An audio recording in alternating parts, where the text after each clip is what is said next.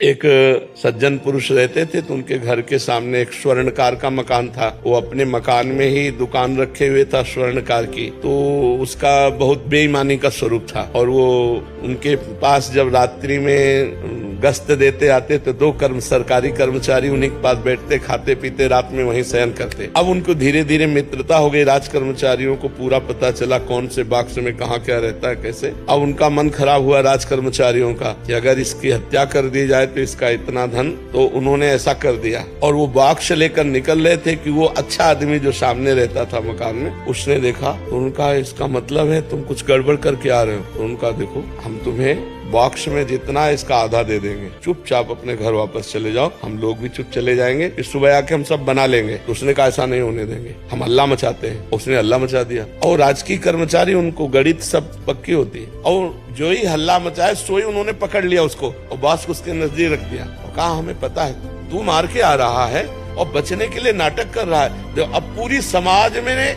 ये बात फैला दी कि इसने स्वर्णकार को मारा और ये बॉक्स ले जा रहा था, हमने पकड़ा इसलिए इसने हल्ला मचा दिया। पूरा केस उल्टा हो गया और सबको 100% समझ में आया ऐसा ही है किसी, और वो चिल्ला चिल्ला के कह रहा है लेकिन उसकी कोई बात नहीं सुन रहा। मुकदमा हुआ, जज के सामने जब खड़ा हुआ हो तो रो दिया और कहा जिसकी कसम खवा लो, यद्यपि मैं फंस चुका हूँ, उनके पास प्रमाण है, मेरे पास प्रमाण नहीं, पर मैं आपसे रो के कहता हूँ मैं सत्य हूँ, इस केस में मेरे द्वारा कोई पाप नहीं हुआ।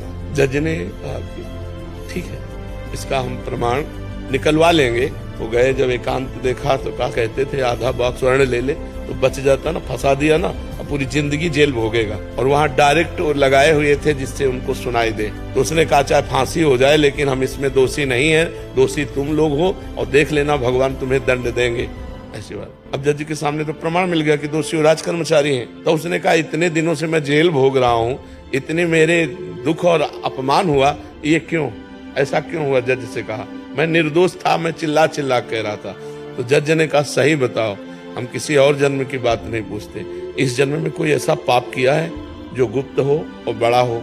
तो उसने कहा हाँ, हमारी एक प्रेमिका थी, हमारा मनमुटाव हुआ, वो हमारे ऊपर प्रहार किया, हमने ऐसे प्रहार किया तो हम चाहते नहीं थे लेकिन वो मृत, तो फिर हम अपने घर में ही गाड़ दिया। बोले देखो वो पाप का दंड इस रूप में तुम्हारे आया।